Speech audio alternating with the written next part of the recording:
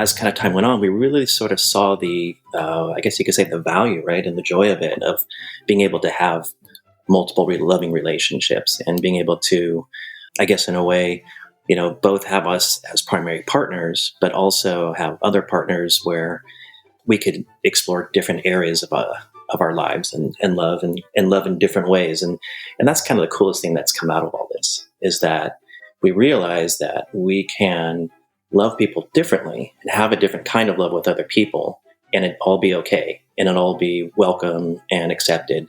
And that kind of lets us grow in different ways too, right? That lets us to continue to grow too.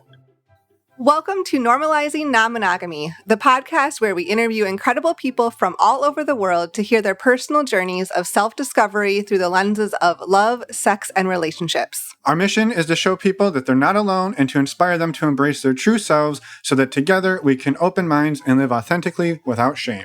We believe everyone's story is powerful and beautiful, yet it's important to remember that everyone does life a little bit differently and that the views and opinions expressed by our guests do not necessarily reflect our own. Additionally, we aren't doctors. Please consult a medical professional for anything regarding your health that you might learn about on the show. Enjoy! Well, welcome to episode 318. We're Finn and Emma, and today we have an interview with Sarah and George, part 2. Part 2. However, if you went looking for Sarah and George in the history of our podcast, you did not find them. Nope. They came on episode 169 back in February 2021 as Alice and Sam. So we'll talk about in the beginning of the interview why this name change. So stay tuned for that. But we wanted to let you know this up front so you could go back and listen if you want to. It's encouraged but not required. Like, listen to this one, listen to them in any order, whatever you want.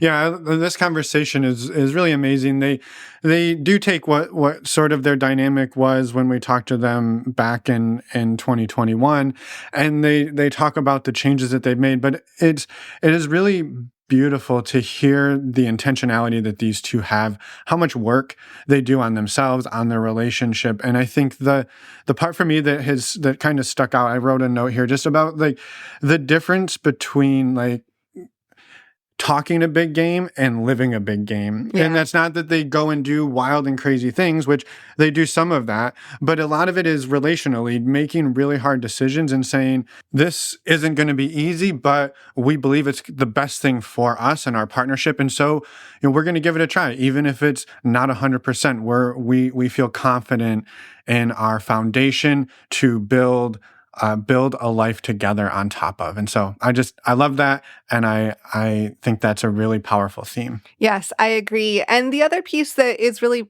so much of this conversation is powerful, but the other piece I wanted to mention was they talk a lot about the power and role of Burning Man and what that role is in their lives and the power of community. I love that part of the conversation too. Yeah, without a doubt. And so the good news is, Sarah and George are actually pretty active on Instagram, and they love to invite and build community around their Instagram and their lives. And this is a thread that they talked about a lot more on the first episode, but hasn't really changed at this point. And so we wanted to just make everybody aware. Links to their Instagram account are in the podcast show notes. And the other link in there that they mentioned, they kind of throw it out really quick. You hear them mention the name Fight Boring Marriages. And Fight Boring Marriages is another Instagram account, and actually people we had on the show way back on episode 39, which, by the way, they're due for an oil change. So we'll bring them back in. But that is who they're talking about. Links to their Instagram is in the show notes as well. So we just wanted to clarify that for anybody who was confused at what that was. And with that, for anyone who's a premium subscriber, we're going to jump right into the interview with Sarah and George now. And for anyone else, we will go through a couple of announcements. First announcement is, if you don't want to hear these announcements, you can sign up for the premium subscription. It's a couple of bucks a month. You can find more information on our homepage at normalizingnonmonogamy.com. Scroll down towards the bottom. You'll see right there how to join. And that lets you skip all of our announcements up front. But do not worry. We will still tell you all of the important dates for stuff like virtual meet and greets, in-person events, and on in the outro. Yes. Next up, we had a really amazing, super fun virtual meet and greet this past weekend. And we have another one coming up in January. So we're telling you about it now. Mark your calendars for January 26th. and come and join us for our next virtual meet and greet. Yeah, we will see you there. And just a huge thank you to everybody who joined us over the weekend for the one on Saturday night. We had a great time. We did. Yeah. Next up is our virtual community. Maybe you don't want to wait until January 26th to meet some new amazing people. Well, good news. There is a whole bunch of us, almost 300 of us, who hang out in an online community all day, every day, supporting one another. We do virtual Q&A calls once a month. We also have a men's group. We have a women's group. And we are constantly working to improve the support and community there. So we would love to have you join us. For more information on how to do that, you can head over to our website, again, normalizingnonmonogamy.com. Click on the community tab, and you'll see information there. We also are doing an in-person community retreat in January, coming up just next month, January 12th through the 14th in Atlanta, Georgia. This will be for community members only, but you can still join in the next few weeks. Join the community, come join us in Atlanta, and get on the RSVP list. Yeah, we would love to have you. It's going to be a great time. We've just got a few days of great community building activities, nothing super crazy. And it's just going to be a good time. It's going to be chill and fun. Chill and fun. Yes. Last but not least, also while you're on our website, go over to the resources tab, check out our favorite way to get tested for STIs. That is stdcheck.com. By using the links on our website, you support the podcast. Thank you very much in advance. And you also receive a discount, making a 10-panel test only $129. Yeah, I think this, if ever there is a great gift for your polycule, your friends with benefits, or your just benefits. An STI test. Yeah, I'd say get them out. I hand them out all year, but primarily around the holidays. Yes. And with that. They fit right in your stocking. They're a great stocking stuffer. It's for all the family? For all the family, yeah, why not? Here you go, Mom and Dad. Grandma, Grandpa, no problem. Anyway,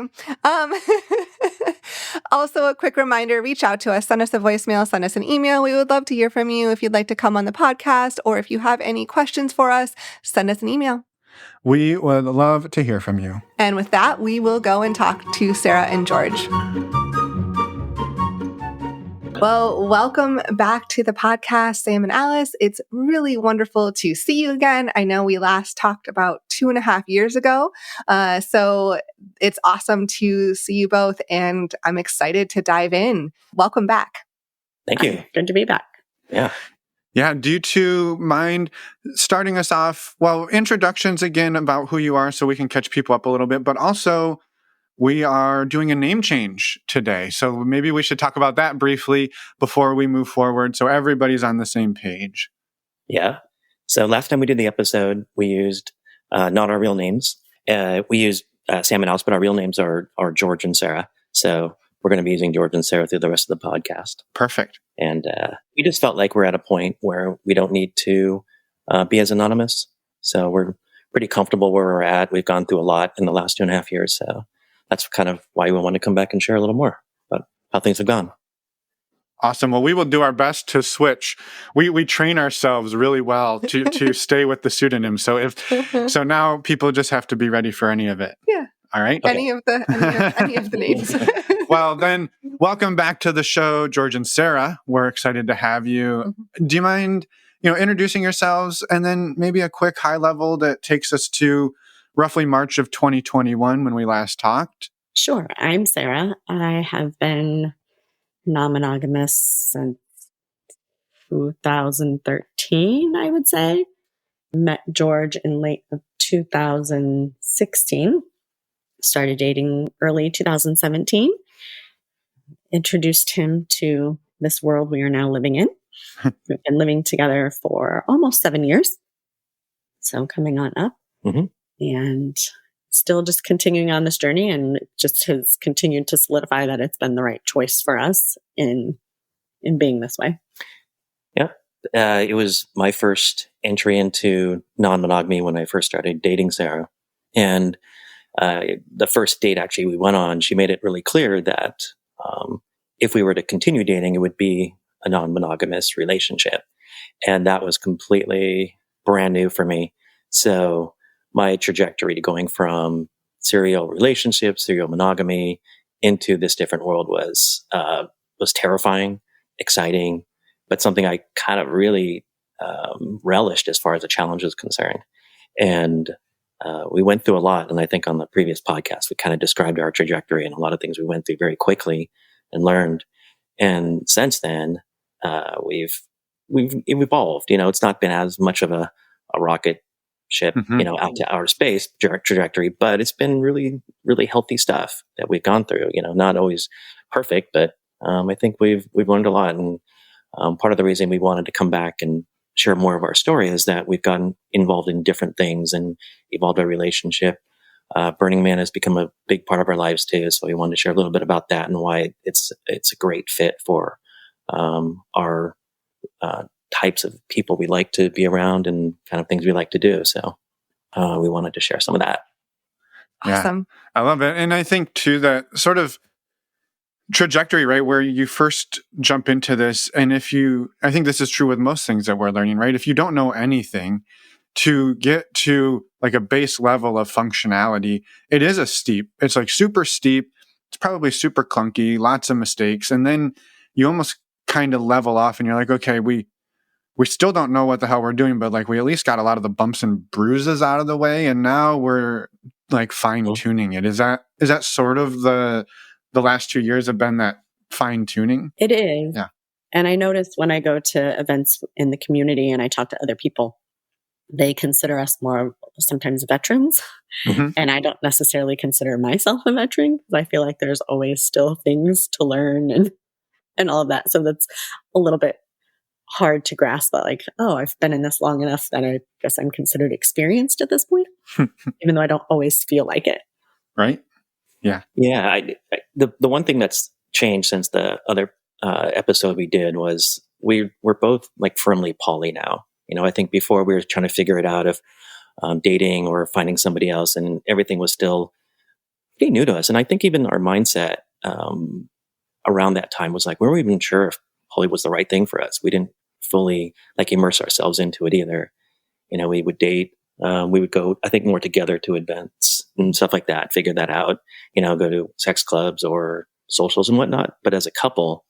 And then as kind of time went on, we really sort of saw the, I guess you could say, the value, right, and the joy of it, of being able to have multiple loving relationships and being able to, I guess in a way, both have us as primary partners, but also have other partners where we could explore different areas of our lives and love in different ways. And that's kind of the coolest thing that's come out of all this, is that we realize that we can love people differently, have a different kind of love with other people, and it all be okay, and it all be welcome and accepted. And that kind of lets us grow in different ways too, right? That lets us to continue to grow too. So that's kind of what's happened. And we can, I can just go dive into a few stories and things that we've gone through in that. Yeah, we've worked more on our autonomy of just me being able to choose what I feel is right for me at whatever point I'm at in my life. And George is able to choose what he feels is right for him. And we don't need to consult on that. I mean, of course, we communicate about what is going on, but I don't need to just be like, oh, hey, I feel like this is what I want to do. If it's something I feel like I want to do, then I just take the confidence in myself to pursue that. Yeah, it's something we actually consciously worked on starting about a little over a year ago, where I was more, I guess you could say, more poly than Sarah was at that point, in a sense that I had somebody else that I was seeing on occasion, and still see a very close and dear friend. And but it's more about schedules and timing and priorities in life, right? How we can see other people. So, oh yeah. But I think the kind of the important note that came out of our conscious effort to become more autonomous was that there were certain things that I had to work on to feel that way, to feel like I could date, freely, and same thing with Sarah. And so, for me, it was always about relationships. It was always about feeling very comfortable with somebody, a much slower process, and feeling emotionally connected to somebody before I could date and even get involved sexually. And I actually made an effort to jump on dating sites, go on dates, have more casual sex. And I don't know if it was successful or not. I don't know if I would measure that, but it did give me a little more confidence. But what I think it really did, though, was that it kind of prepared us to have different independent lives, I guess, around when it came to dating. Like she could jump on an app anytime she wanted to and find somebody. She's like, hey, I found somebody, I'm going to go on a date. And it didn't have to be this back and forth process, of figuring out, is it the right thing for her? Is it, how do I feel about that? Setting boundaries. In a lot of ways, actually, we don't have a ton of boundaries anymore. We've given each other the space to choose. And so I think that's what we sort of realized needed to happen for us to feel more autonomous. Is it wasn't so much just saying, yeah, you can go date. It was actually having physically more space and not being around each other so much. So that led right into what happened at the beginning of 2023 this year. I took a job overseas. I've worked overseas before in the Middle East, and so I took another job, and that was gonna take me pretty much this entire year. I was going to be in the Middle East, so we kind of set ourselves up for that. And something very interesting kind of happened. I had a lot of fun the first few months. Yeah, like, oh wow, okay. He's like, that's kind of easy for her. I know Sarah really took to this autonomy thing. Wow, she's kind of busy. And me, I'm just working. But I think it was really healthy, though. It wasn't necessarily easy, but it was healthy. And I think that's kind of the important thing too for people who are starting to figure things out in this world, right? That uncomfortableness, a little bit of stress, a little bit of concern.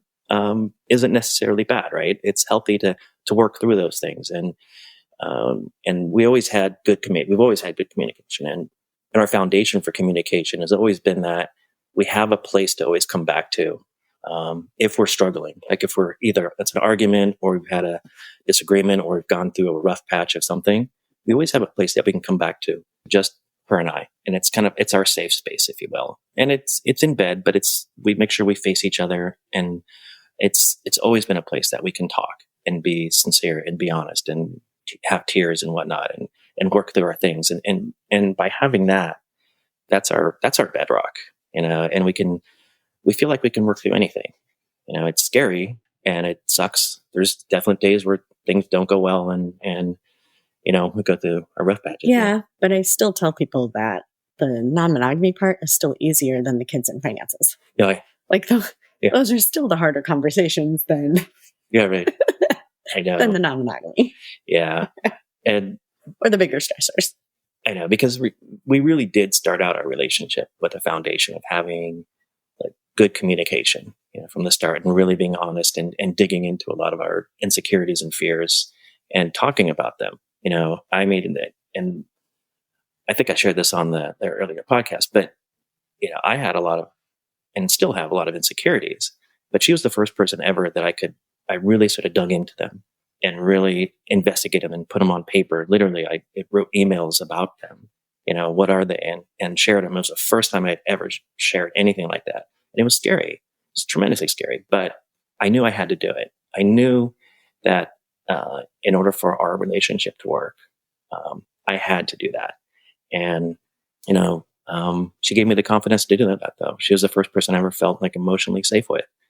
And I think that having that foundation from the start of a relationship is why I think we've flourished so well, in this space. And I think it shows too. We've made so many amazing friends along our journey in this, I guess, relatively short period of time, right? 7 years now, but it's still meeting people. Yeah. And we're still open to meeting people. And that kind of leads into what kind of other things we do today, right? We're kind of, now that I don't know if we're experts or not, but we kind of willingly people under our wing, and who might be a little newer in their journey, or yeah. And it's never any pressure or anything, but it's just, we just like to be open with them and say, hey, if you really have questions about stuff, or you want to just have somebody just to hang out with, just to talk about things and talk about how things are going, like, we're here too. It's, I wouldn't call it therapy, but it's just, it's just a safe space for them to operate too. Well, I think it's super powerful, because there's so much in this world that I think when we first get into it, you think, well, if somebody's talking to me, it's because they have an angle. right? Somebody's got to be angling for something. Right. And to be able to land there and say, hey, no, you could come over. Literally, all we're going to do is sit outside by the fire and have dinner and talk, right? There's no pressure. And this is what it can be. This is what being able to be yourself looks like. And being able to hold that container and friendship. Friendship. It's friendship. Yeah. Yeah. And I think that we really value that, the relationships we have, the friends that we have, I should say. I say relationships, but because we've been doing this for a little while, like our idea of friendships aren't just in this traditional box of friendships, right? It's open to any degree of depth. I mean, there's sometimes more things happen, and most often they don't. But, Yeah. I mean, if it happens, it happens. Right. Right. But it's not taboo if it did, or the conversation came up, or somebody could say, hey, I'm interested in this. And somebody else can say, that's amazing, but maybe not today, or I'm not that interested in, but the communication and the ability to talk about it is there. Yeah, exactly. And again, it's an emotionally safe place, right? Socially, right? And that's a huge difference, right? Because I think anybody who's gone through this evolution, I guess you could say, that they went from traditional relationships and friendships and whatnot and conversations, and then they come into the realm of non-monogamy or anything else on the full spectrum of whether it's kink or whether it's anything non-traditional. You really realize the value of having a safe space, right? And people who you can talk with about anything, right? Because it lets you explore things too and talk about the kind of challenges and joys that we find through this too. Or even going to events, or we vacation with groups of our friends a couple of times now, where we'll end up at like a kink event with a group of us. And, and so it's just being able to have people to go and do those things with when there's no expectation of anything happening, but other than to be somewhere together and hang out. Yeah. Like we, COVID, I think, trying to think of the exact timing. We went on a trip. It's a little story, right? We went on a vacation, right at the end of COVID, which was, let's call it May of 2022. I don't even know anymore. Yeah. Anyway, right when the world opened back up. Yeah, right when the world opened back up. So it was funny because our friends fight boring marriages. We referenced them. We at some point during COVID were like, man, do you guys want to go on a vacation once COVID's over? Because everybody's cooped up, everybody's in their house, and yeah, where should we go? I'm like, how about Greece? And they're like, yeah, fuck yeah, let's go to Greece. And it's like, well, when should we go? And at that time, when we started talking, it was September of 2021, I guess. 2020. 2020? Oh yeah, 2020. The news started to come out that vaccines were being developed, right? And so there was some hope that there's going to be vaccines going to be rolled out through winter and spring. So we planned a trip, and we planned it for May of 2020. Must have been wrong. Yeah. And 2021, correct, yeah. And so we planned it at the end of May. We thought, okay, by that time, either the world's going to end or we're going to be able to travel freely. So little did you know. Yeah, I know, right? Well, it wasn't quite that. It was kind of neither. It was kind of right in the middle. couldn't figure it out. Yeah, but anyway, so we planned this trip 8 months in advance, and we started contacting some of our friends, and we ended up getting 6 different couples actually to go on this trip, and everybody was on the spectrum of non-monogamy, somewhere in there. From people who were heavily much more into swinging, and other people who were poly. Other people were just kind of dipping their toes in. But it was all people who we're close with though too as well, right? And amazingly enough, it's an interesting thing to travel with other people, right? Travel with friends. It's one of the toughest tricks. And coming out of COVID, we had no idea how this was all going to go, right? And as May started to get closer and closer, everything was still closed. And so we had no idea what was going to happen. And then literally 2 weeks before we left to get on our flight, they opened up Greece. Greece said, okay, Greece is back open to tourism. So we ended up in Athens and then Santorini and Mykonos. And we got great deals. We got great deals. There was nobody there. It was like the most amazing thing that happened out of that. But truly, like, I mean, that was kind of the backdrop. But what was really, really cool about the whole thing was just the attitude of everybody. You know, everybody had just a great positive attitude. And part of it was probably just because we're coming out of COVID, but also like the quality of the people that we were with. And that's kind of the moral of the story, is that through this, we've met incredible people, like just wonderful, genuine, honest, fun people. And this vacation was simply just like amazing in that I think just being in a household of other people, other adults who care for each other, who are considerate, who are honest, it just makes a very, very different environment for vacationing. Yeah, and I think one of the funnest moments of that, and the funniest also, is we did one of those catamaran cruises. And since there were 12 of us, we got the whole thing to ourselves. Oh, yeah. And so we asked the crew, we're like, can we do anything we want? And they're like, yeah, you can do anything you want. I'm like, are you sure? Before you tell this group of people, we can do anything. You really mean anything. Yep. So it's like, it turned into a naked cruise. Oh, yeah. And we were just like, oh my God. Yeah. I'm not sure they were quite ready for all of that, but yeah. I don't know. I mean, what else can you want when you're in Well, we did ask, like, Santorini? yeah. We asked what was she? She's the captain, I guess so. Yeah. And she said, yeah, sure. We're Greek, whatever. We don't care. You know?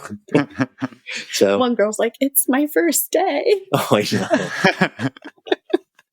It's like, well, okay. Well, every single catamaran cruise is going to be just like this. Yep. Yeah. I was going to say it's all easy from here. Yeah. I know, right? Exactly. Yeah. So yeah. So skinny dipping in the Aegean Sea was something else. Highly recommended. Yeah. I know. Yeah, Yeah. sounds amazing. I love it. I love it. And I think so much of your journey, the last time we talked too, is just around community and building community. And it's small groups. Sometimes they're bigger groups. Sometimes it's just the two of you and another couple or another person. But it's so much just about like the genuine connection. And I think, George, you kind of touched on that a few times around the safety and the security to explore who you are. And it sounds like you went through a little bit of that self-actualization, self-realization earlier. It sounded like earlier this year, where like getting on apps and trying to hook up with people, that maybe isn't your vibe, but you almost had to live it to know it, right? To say like, okay, I went and tried it. I even made it happen a few times, but like, it's not me. It's not what I want versus yeah, I can do it. And it's maybe fills her cup up a little more, but now you're both looking at a thing that sits under the umbrella of non-monogamy, and you're saying, but my flavor looks like this and your flavor looks like this. Can our two flavors, can we swirl them together in a cone, I guess is the trick. That's a great observation. I like the way you put that, because it's I love it. Kind of, yeah, nice job. Excellent. Yeah. I should do this for a living. Yeah, use your more terms, right? I know. If you ever need like a word for something or a phrase for something, we'll hit you up. That's right. Yeah, it's the bane of Emma's existence some days, but I can create them. He's like, Yeah, no comment. Oh, that's great. But that's a great point, because it's kind of it is what we realized after coming out of that. And I think the fact that I was physically not home for months, right, really helped. This year, earlier this year, yes, 2023. I was halfway around the world, right, and so we weren't even on the same time schedules. It was very difficult to even connect, right, because we were 12 hours difference. Yeah, I think the most challenging piece of it was aftercare, because aftercare was going to look different. Yeah, when we were in 12-hour different time zones, and our aftercare usually is in person, so we had to navigate different ways to do aftercare. We've since learned, I mean, we need a little less aftercare most of the time than we used to need earlier on. So it's just, I think that's been one of the bigger changes too. And just for people who might not be familiar, when you say aftercare, you mean like after one of you has an experience with somebody else, like how you two come back together and talk about that. Yeah, and how we reconnect with each other. Yeah, but it's a great point though, just to it's become essential for us, right, to make sure we do that, even though we don't. Well, I take that back. It's essential to talk about it beforehand, right? And understand that that it's there and available for us to do, because the reconnection is the big part, especially as we, I guess, guide new people. We stress it highly to at least talk about it and understand what we need after the fact. And it's not just for the person who went through the experience with somebody else; it's for the other person too who didn't, right? And to make sure that they feel connected afterwards. Yeah. And there's times where we'll have a discussion before and we're not feeling like we need the same level as we might on a different occasion. Mhm. So it varies a lot more, where in the beginning it was more consistent than it was 100% always a thing. Yeah, yeah. So But it sounds like even as you've arrived at a little more security around it, you still don't take it for granted and say, you still check in before the experience and say, what do we need after this experience? Even if the answer is like, I don't need anything, just the touch point helps create that feeling that like it mattered enough to talk about it. Just not to assume that just Yep. because we have more autonomy that the aftercare no longer needs to exist. yeah, Right. no, Yeah. it's Or that you're in a vacuum somehow. right. And to that, I know that. Well, let's see, as Sarah was going on a lot more dates, I was like, oh, okay, well, I didn't think it was going to happen that fast. And at the time, she was also seeing her therapist too, and part of it, I think, I don't think it's the truth. The therapist said, "You're like, it looks like you're doing pretty good there, Sarah. I don't know if you need to come in as much for for what's going on." It might be actually harder for George to adjust, right, into the fact that she's going on a lot more dates and she's having a lot more, um, call it success, right? But she was really enjoying herself, and her confidence was really building up from that experience. And I think that was super important for her. For me, however, I struggled a bit to do that because it was so rapid, because for me, dating apps is terrible. Like meeting a lot of new people through apps, it just doesn't happen for me as much, for whatever reason, Where I have fun with it. Yeah. And well, there's differences between males and females and physical appearance, everything. It all matters, even though we like to think it shouldn't matter, if it does. So you're right. My mode and comfort is much more in person, meeting people, than through apps.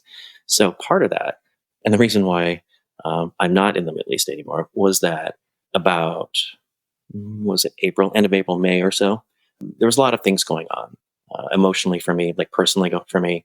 But that was one of the pieces of the pie, was realizing that I was really kind of missing her. And then I was getting a little insecure about the whole thing too, right? Like, oh, well, on the dating side, she doesn't really need me. She's doing fine, and it was, 2, 3, 4 different guys at a time, like not at a time. She's like, although It sounds like I'm holding gangbangs. I know. Yeah. No. Different dates. So her calendar was full, and when I wasn't there. And actually her calendar is a lot more full when I'm not home, which is fun, but not always funny. but that was an adjustment for me. And part of it was I actually wanted to come home. And I wanted to make sure we reconnected, because we had mentioned aftercare. It was kind of like the big, collection of aftercare that I needed to reconnect. And even a few times, she would come out and visit. Like she came out to the Middle East on a long weekend with some friends, and honestly, I didn't feel like we fully reconnected when she came out. It wasn't like that same sort of deep reconnection, and so that worried me a little bit that we didn't have it at that time. So, and frankly, I reprioritized things. I ended up quitting my job, and it was a great situation too. I was actually able to live in Spain and work from Spain on a remote tech job, right? Yeah, exactly. I see your face. Can't see the faces on the podcast, but yeah, I know. I was living in Barcelona. So there's a job opening, is what you're saying. Yeah, exactly. And, and everything was fine on the surface of things, but emotionally, I was like, my best life is back with Sarah, and the fact that I was foregoing it for money for a job, and do I really need to work for that? It's like, oh, I didn't. So, it's really actually gratifying to know that I can prioritize my life for that, and that it's so much more important than, jobs are obviously, we need make a living, we need to survive, but when we have the moments to make those decisions, and because I could, it was a big deal for me, to walk away from that job. I literally fired my employer. I laid them off. I mean, that kind of thought. Yeah. Nothing against my employer. It had nothing to do with it. But I think it's the same thing where, if we really dig down deep and have these kind of depth of relationships and connections, prioritization becomes easier to do things that don't seem as like most people would do. There's a lot of surprise that I just walked away from a job like that, just to have I think back into a better life that I wanted. So, yeah, that's amazing. Do you feel like it's better since you've been back? Of course, of course, it's better. Yeah. I'd love to unpack that a little more, but I'm curious, Sarah, your experience going through all of this, because I mean, right, the therapist's like, "Hey, Sarah, you're cruising, no big deal." But I'm curious, like, what was actually going on for Sarah during this time? I mean, it is different when he's gone, and I think just because I'm taking care of more things on my own, the kids are with us full time, and so I don't have to worry about. I have a lot of different directions in where my time and energy has to go. And so sometimes it's easier when he's not around to try to, it's like to in the priorities. And so I have more things going on in more baskets. And we always have anytime he's gone or any length of time, well, other than a couple of days, it's like the readjustment period. It's always a little challenging. It's always like a week or two of readjusting to having him back in the house. Or longer. I don't know. This last time it took a little longer when I came back. Yeah. So it's like, it's always just kind of like that readjustment period of, getting our lives back into the homeostasis of being back together again. Seems to be the most challenging part of it. So I seem to I do well either when he's here or he's gone. Like I said, the most challenging part are those transition times. Well, I've thought an observation that what I noticed, and I think the easy conclusion is that when you actually give somebody, like, we'll call it physical space, but the fact that I wasn't here and full time and knowing that I was somewhere else lets her not worry about how things might go when she comes home, right after a date. Right. And by having that freedom, it's back to like the single dating life mentality. Right. Like, and because of that, you just feel a lot freer to, I'm not on your mind, and that's a good thing. Yeah. It's one less person in the house to navigate, emotionally in time. Yeah. And you're not going to talk about the dates with your kids. Right. Right. So, so it's your personal experience. It's much more personal for you to, I guess you could say, like, have your dates and not worry about me. And so that makes me think that the more I can create that room for her, whether I'm physically around her or not, the better, because she's just going to enjoy it more. She's just going to feel less worried about, what might happen or how I might react, or if we're going to have a little conflict or making me feel bad or whatever it is, right? We all naturally, I think, feel that way to an extent. And we worry about that. And the less you can worry about it, the more I think fun she's going to have with it. You can enjoy it. So, and we try to just not even ask permission. The whole shared calendar thing. We'll just put on the calendar date with so and so, and it pops up on his schedule and be like, "Oh, she's got a date that night," or he'll put his date on there and be like, "Oh, he's got a date that day." So we try to even handle it at that, where it's not checking in like, "Oh, is it okay if I do this?" It's like we just schedule it and. Work around the shared calendar. Right. Every poly person's favorite thing. Yeah, I mean, a couple of thoughts or curiosities in there. One is, or maybe an observation, is that when Sarah comes home and let's say you're overseas, George, that I hear that like that's one less thing she has to worry about. But I also feel, I mean, maybe I'm wrong, but you still have to quote unquote deal with it, right? But you're not maybe dealing with it in the moment, in person, 5 minutes after the date. He's going to be, or maybe he's waking up, right? You come home at midnight, he's in the middle of his work day or something like that. And like, okay, I'm going to go to sleep, I'm going to wake up, and we're going to talk about this at a different time. it's not that it just doesn't happen or it's just not a worry, but it's a different level that it wasn't, oh, you came home 7 minutes later than you said you would, and that throws a little bit of the vibe off. That it's not a big deal, but everyone's on a little like there is just a difference whether you're there or not. Yeah, it was more of like a text, and then we would talk later. But we're also really good about when we are on dates with other people of being very present in those dates. Like our phones will be off. We don't check in with each other. So, because, your time is limited when when you have other partners. And so you might only spend 3 or 4 hours a week, maybe with someone else. So I know we are very intentional about in that time with other people of being 100% present and, letting each other have that time in that space and to like not interrupt and know that, that we're going to see each other when it's over and we live together. So we've got so much more time together. Right. Yeah. Which is sort of the second part of the question for me is how, when let's say you kind of said you're not checking in like, hey, does Thursday work for you if I go out? Was there anything? You kind of look at the calendar. How do you two, through that methodology, make sure you are making enough time for the two of you and you're keeping the time that you two need for you? Do you revisit it? Do you block it off? Like, what does that look like? That was going to be my question too. I think it varies. Lately we have just enough stuff going on, like travel or get-togethers or things going on that we are spending enough time together. But if it ever does get too chaotic, then we will even schedule our own date and put it on the calendar. So things get revisited depending on where things are in life at the moment. We'll either make sure to schedule a date or, like I said, we've got enough going on that we're just spending time doing a lot of things lately. Yeah. I mean, I like a social calendar, but as far as just one-on-one, me and Sarah, at one point we put on like a recurring thing, right? Like, and it never happened. It never happened. Like we stuck a time and like every Sunday, I don't know, we'd go out, like have date night, right? Every Sunday thing. Never happened. Never happened. I don't know. Why did it happen? I don't know. Because somebody else that you were seeing at the time, that was the time that they were available and you were spending time. Okay. Oh, whoops.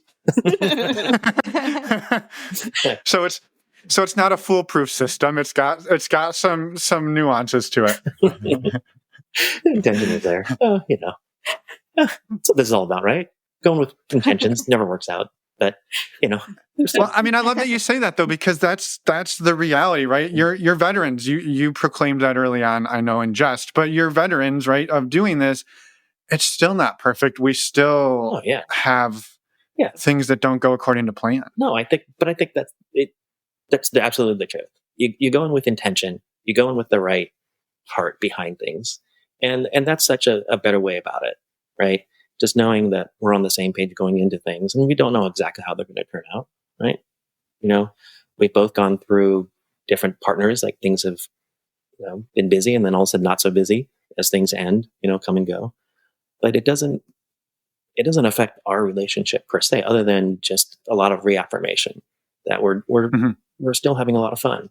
It's the coolest thing about this of where we're at, especially with autonomy, is that we're both in a committed relationship to each other, but yet we're also single, right? You get to both be in a committed relationship and be single at the exact same time. How cool is that? Right? You can pick and choose. So, and it's only been about the last year and a half that I've been more solo dating with intention of trying to find connected relationships.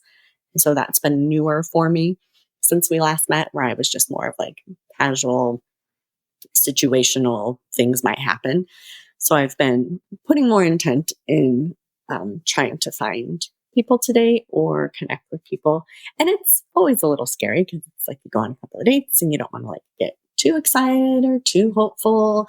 And so, still some of the navigating that when going out with someone new, because it's like you go out a couple of times and think you're really connected and then it ends and you're like, thought that was going so well. And you're like, sounds like traditional dating.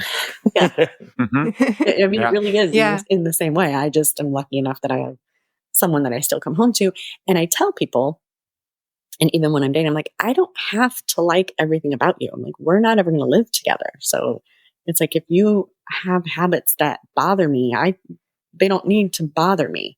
Like in somebody that I was looking for in like a life partner or even in monogamy, I think you're looking for all of these boxes to be checked. And when you're dating in poly, like I don't need all of those boxes to be checked. Like you don't need to check that box, and that's not something that I think that I would like in my life. That's fine. I don't need to like that, because you're not like I say, we're not going to live together. Yeah. Well, it also, I think in some ways, and correct me if I'm wrong for the two of you, but it also lets you stop having to check all of those boxes for each other.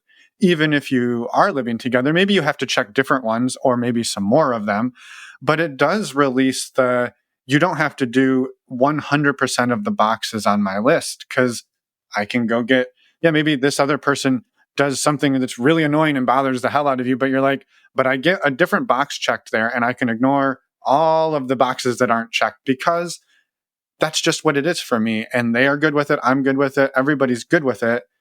Party on. Exactly. Yeah. Sarah has a favorite expression. Like she likes to outsource things. Oh, yes. Yeah. Yes. Like if there are sexual tasks that I find a little more laboring, I am more than happy to outsource. Yeah. It's like, fine with me. Okay, cool. You like to do that? Well, go for it, girl. Go for it. Yeah. Right. Well, I think what I love about this, and we've talked a lot about it in the sense of relationships, but autonomy showed up in a big way for you two in the last bit outside of that. And that is, I mean, George going to work overseas for a couple of months, potentially for a whole year, that is a level of autonomy, support, and work that a relationship has to do to be able to make that happen. And so I know that it's easy to tilt the scale and say, well, George supports Sarah going on all these dates, 5 guys at the same time, same night. I know that wasn't exactly how it was, but right, you're supporting all of these things. But also, George, you have the support to go and work overseas and live in Spain and have those experiences and do that. And the two of you had to craft a way that you could do that. And you went and did that experience, and you did it for a couple months, and you're like, yeah, tried it, cashing in my chips, coming home, because that's not for me. And you've created a space where you have the autonomy to go and try it and the autonomy to come back home. She has the autonomy to go out, come home, and you just can have this home base where you just go out and do life, but you're also doing it together. Yeah. That's the key that we realized when we started the relationship, that we built it from scratch, right? We built it from these building blocks of being open and honest about these things, and that we were going to struggle together too and grow together. And I think that's what's been really exciting about our relationship, is that we still continue to grow, right? And we still find ways to grow, different ways to grow, and things are going to evolve over time too. There's going to be, we have plans like once the kids are old enough, we're going to maybe live in different places too, live overseas. And who knows, but I think we're prepared to sort of choose what we want to do, and however that turns out. And that's the part that gives us a lot of comfort with each other, is that because we started our relationship growing together, we have a strong base for getting through things now. So yeah, I'm going to need a remote job. So if anybody out there, I'm available. I'm also curious, if you're open to talking about a little bit how you navigate it with kids. Imagine a lot of people have that question of, how do you do this? It's I've only had one person over our entire relationship, because I've only had the house to myself that one opportunity. So it's a little more challenging sometimes not being able to ever have people at the house. Kids are now 21 and 16. We've discussed, and we're at a point where if things come up in conversation or an opportunity presents itself, that we will have that conversation with them and come out to them, just because they're getting older, and I think sometimes things get a little more suspect. Like, where are you going when you go out all the time? Especially like when he's not around, like he's gone and mom's out 3 nights a week. Very I sus. think there's a little suspicion going on. Mhm. So we might be navigating that a little bit differently going forward shortly. Yeah. We don't have Yeah. a plan. Yeah. I mean, that's the truth. We don't have a plan.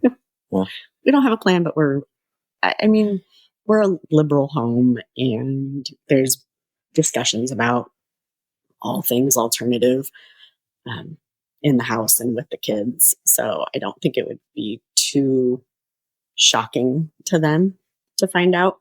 Mhm. So Yeah. And it's not that we're overly concealing anything. We're just sort of discreet about stuff. That's all, Yeah. So, I mean, as far as even like friends and coworkers and some family, they all know. So Mhm. it's yeah. So, I mean, I guess I go back to my statement, like, we don't have a plan. Yeah. Yeah. But it sounds like, there's a lot of people in your life that do know. Yeah. And yeah. I think what we also do is that we trust that when we have to have the conversation, we can have a good, healthy conversation. Because the bottom line is that our hope is that the kids see that we have a healthy relationship. That doesn't make up our relationship, right? The non-monogamy. It's we're together, we're healthy, we communicate, we treat each other well, we don't argue, we don't have these drawn up fights or anything like that. And I think that provides a different basis for the kids too, right? Because that's not what they saw before. So yeah. Like I said, so that's why it doesn't really worry us per se. It's just we're not proactively working on a plan to come up with them. So, yeah. Well, it sounds like what you two have done is built a foundation that you can pretty much build anything on top of, right? If it's a hard conversation with a child, one of your kids, it's a hard conversation with each other. It's taking off for a couple months for a job. It's trying out a new relationship. You've built a container that you say, we can try something hard or we can do something hard. We trust the system to support it. We trust each other to support it. For sure. And it's it's actually a very comforting thing, right? Because it's kind of what you work for. I didn't really realize that's what I was working towards, in a relationship, and what felt like I was missing. Right? No, I don't think either of us did. Nah. And then once we sort of felt that safety and security and ability to get through things, it's like, oh, okay, this is what it's really about, actually. This is really why we really feel confident to go into new things together, as well as enjoy our relationship and where we're at. And I mean, we had experience too, right? Like going through 2 divorces and learning what wasn't working. All monogamous. Yeah, all monogamous too. Yeah. So. Yeah, it's like, that's not working for me. Yeah. Let's try something else. Yeah. And I also thank you for everything that you've shared. And there's just been, so many pieces we could keep talking about. But I was curious, I know at the beginning of the conversation, you mentioned the importance of Burning Man for the two of you. Yep. And I wanted to bring us back to that and give you an opportunity to kind of touch on that and what that has meant in your life. We've been to 3 burns now. We are at a point now where we help with certain parts of organization with a theme camp, which happens to be a nudist camp. It's been our 2nd year with them this year. A nudist camp mostly made up of the queer community. George is probably one of the straightest people in the camp. Maybe number 2. Maybe number 2. Yeah. But it's been a great experience. Of helping just to like organize and lead that. And we've just found, like, when you're hanging out with other people who, it seems like anyone who goes to Burning Man is somewhere off of a traditional path. They're seeking, if they are on a traditional path, they're seeking for something else than what the world has told them that they are designed to be on.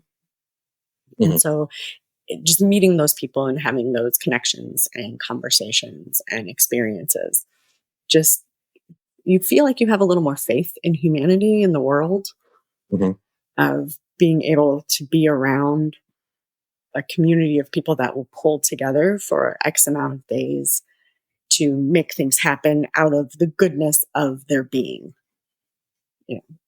And coming home is always, it's always pretty rough. and it's like, and this year's burn with the rain, and it was fantastic. Fantastic. But you come home and everyone's like, oh, wasn't it chaos? And I'm like, no. Being here is chaos. Like coming back to kids and work and what's going on here, like that is chaos. I'm like, put me back in the mud. Yeah. So. Yeah. So I take it that you have not gone to Burning Man, correct? We have not. Do you have any interest in going to Burning Man? Maybe someday, yes.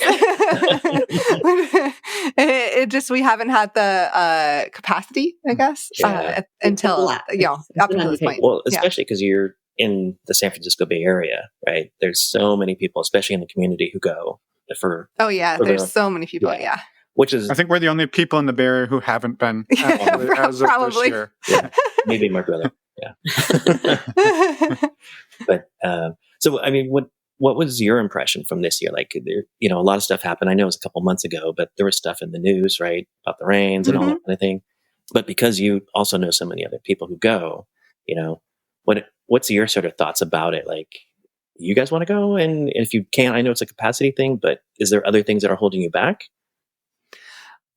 For me, I'll just say, well, first off, for this year, the news made it sound like that the rains were a really huge deal. And we've heard and people I've talked to and things that like they just hunkered down and it was still a beautiful time together.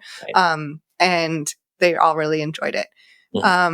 For me, I think I would love to experience it sometime. I have to be mentally in the place to go do that. And I think that just with everything else in my life, it hasn't gotten there yet. But how about you? Yeah, I mean, I think for reflecting on this year's, I read a lot of the news stories, and I think it's one of those where it's hard to know how much of it's sensationalized, how much of it is, because you can take a picture from any angle and make it look a whole lot of different ways. And you have probably a lot of influencers and people on social media who they get a lot more views if they're really struggling out there on the playa, right? And so to know, I think probably also various people had various experiences. And so I think there's also that. So we've heard some people who are like, yeah, it was hell, it was so hard. And we've heard people who are like, it was amazing. Everybody banded together and had a great time, and it really showed us what was possible. And so I think probably much like most things, it's individual experiences are vastly different. For sure. And every year is hard for a different reason. Right. Yeah. Right. Yeah. So it's like next year. If it's not the rain, it's the heat. Else that makes it hard for everyone. Yep. Yeah. I think for me, individually or collectively. Yeah. For me, my interest is, I think, as somebody who wants to experience everything in life. Yeah. I would love to experience it at least once.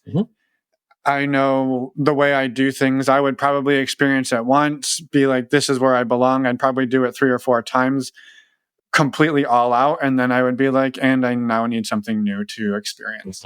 So I would love to do it. It's a matter of for me, really figuring out how to be smart about when is the right time to be in certain places.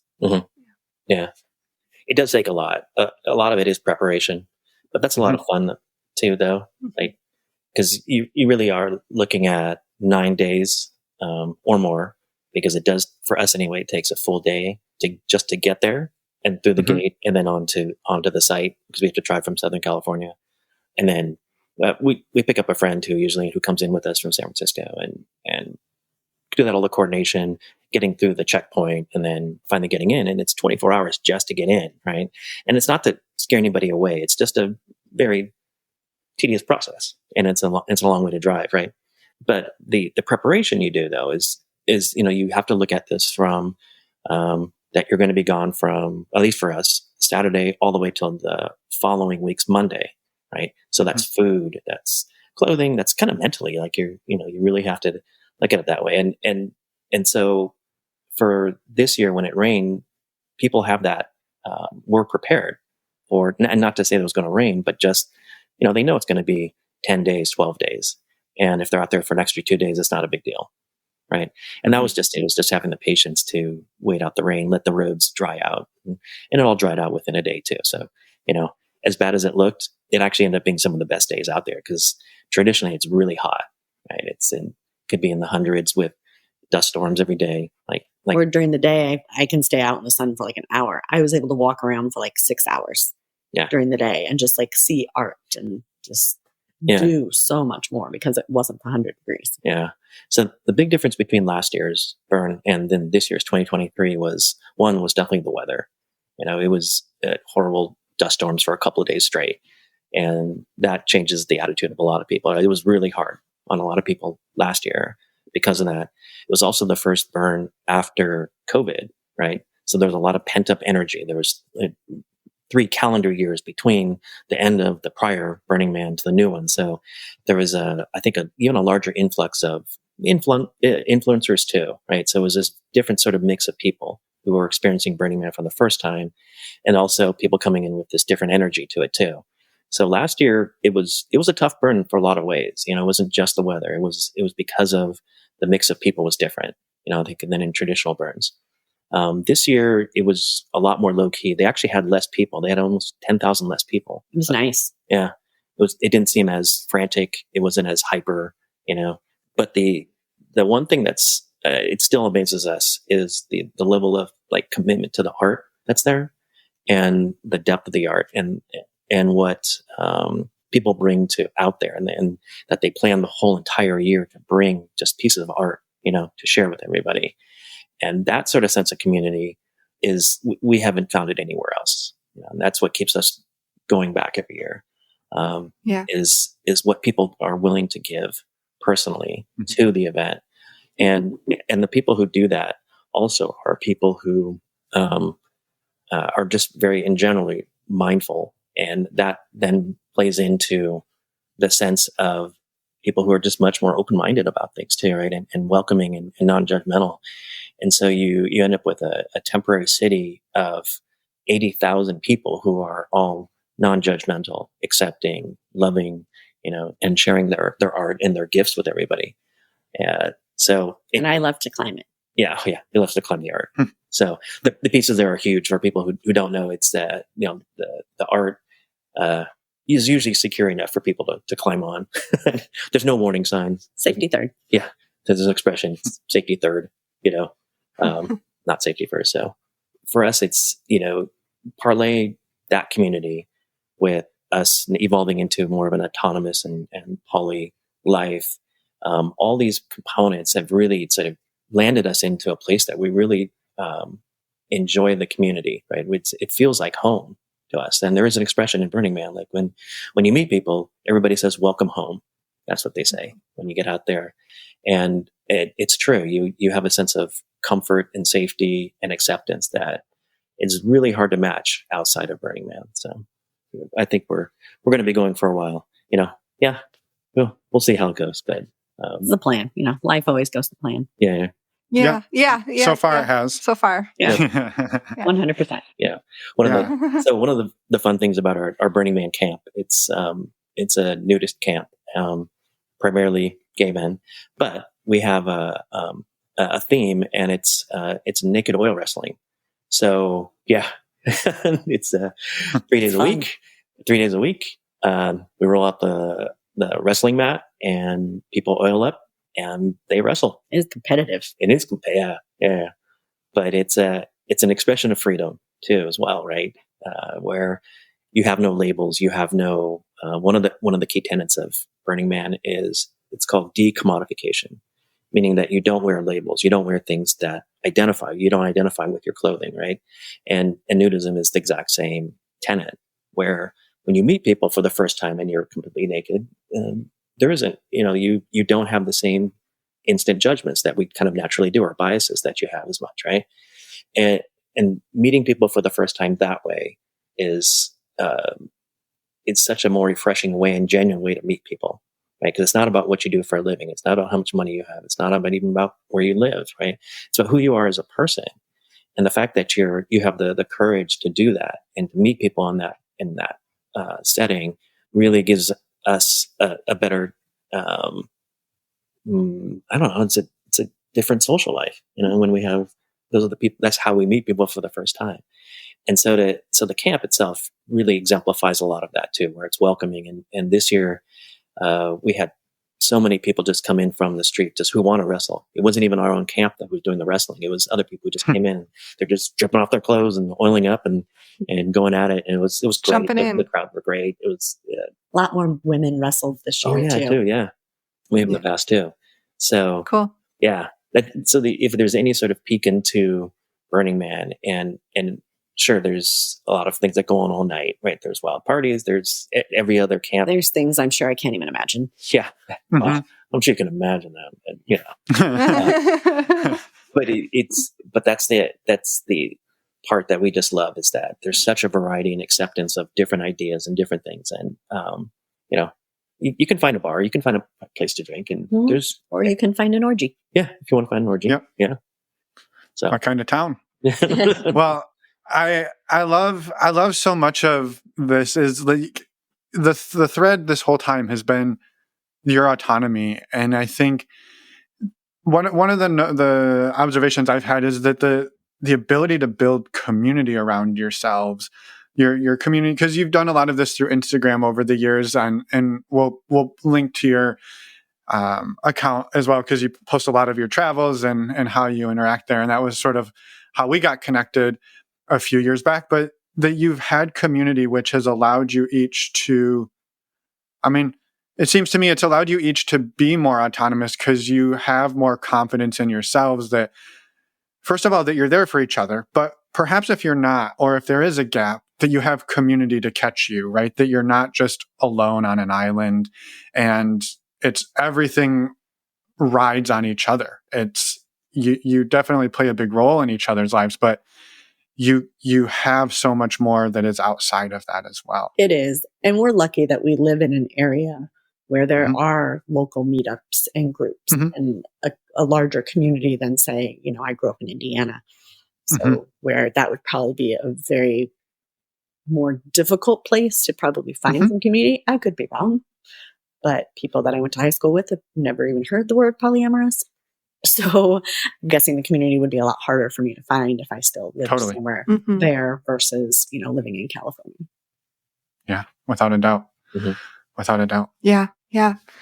As always, I know we could talk for hours, but I guess we want to be respectful of your time as well. Is there anything else that you two want to get out there? And knowing that you will be back. Yeah, of course. We have to do a part 3 at some point.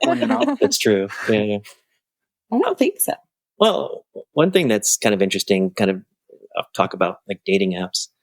And I'm not going to put words in your mouth, but so one of the things that Sarah's tried to do is actually date other women too, right? And she's said it's been not as successful. Yeah, it's oddly interesting that it's a challenge for somebody who's bi, female, to date other women, Or at least for me. Plus, I'm awkward with women. I don't know how to flirt with them as well as I do like men. So, yeah. We're hard. Women are hard to date. Yeah. In my opinion. Agreed. So this was actually a plug. Any women who want to date Sarah, you have an Instagram handle, reach out to her. Yeah.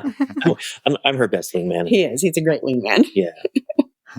My wingman skills are not quite as up to par. Yeah. That's actually weird. That's my ulterior motive. Yeah. I'm trying to get her to wingman me a little more. Yeah. Hey, we all have room to grow. Yeah. Yeah. But to your point, like dating apps can be really, really difficult and have their own challenges. They can be really good and amazing in some ways, and also incredibly frustrating. Yeah. Oh yeah. Like, it was so funny. So on that trip that she came out to the Middle East earlier this year, you turned on what you turned on. I'll go on Bumble just to peek around and see. I'm in the Middle East. I'm very popular.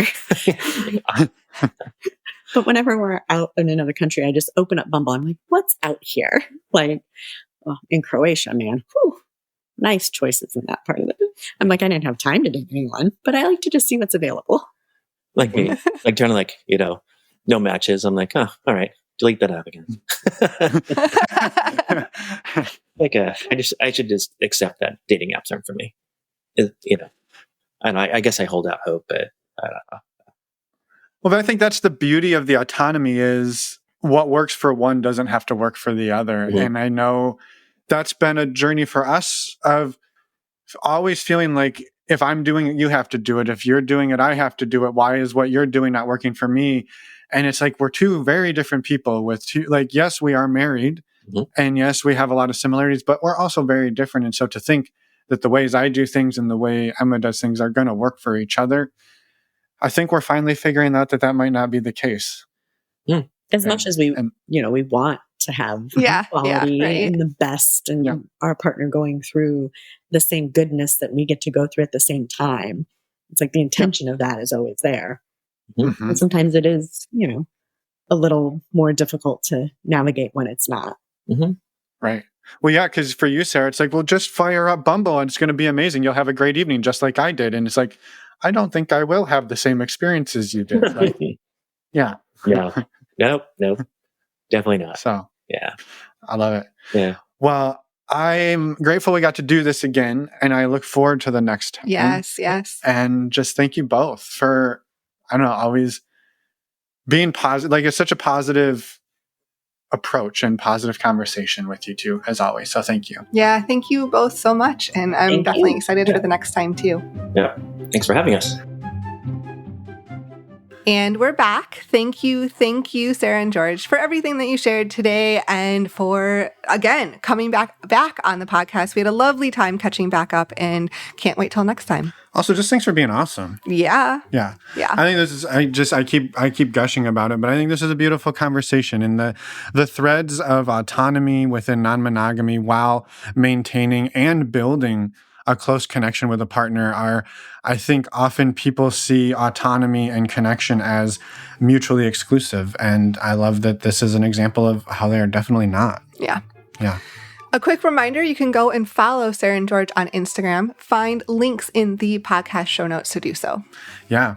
And I don't think we have a whole lot else to tell you other than there's a virtual meet and greet coming up in the end of January on January 26th. So mark your calendars. Mark your calendars now. Yeah, clear that date. Yeah. Clear that whole week just to prepare. Just to prepare for that Friday night. That's right. And again, we'll be in Atlanta from January 12th to the 14th with our community partying it up. We would love to have you join us. There's still time to do that. If you jump onto our website and click on the community tab, you can find out how to join the community and get all of the information there. And with that, next week, we have an interview with Evita. It's another part 2 episode. She came on back in episode 229. Go and listen to that one in preparation for next week. Otherwise, we will see you then. Yeah, let's do it. We'll see everybody in a week. Bye, everyone. Thanks for listening.